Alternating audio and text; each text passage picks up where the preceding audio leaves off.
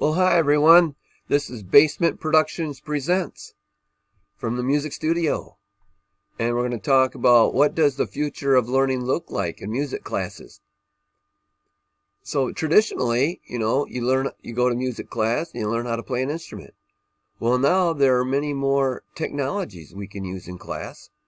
And so I feel that you students will want to learn many more things, like how to record your own sounds using different programs, or learning to write your own or compose your own music using music writing programs, or just recording yourself.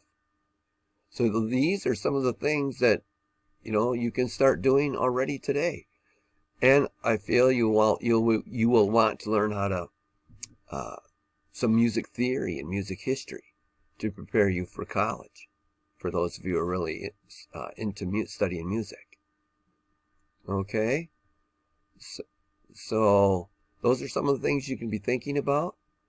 And also, hopefully, some of those music projects then will show the things you're learning in music class. Okay? Well, thank you very much. Have a nice evening, or a good day, whichever it is for you.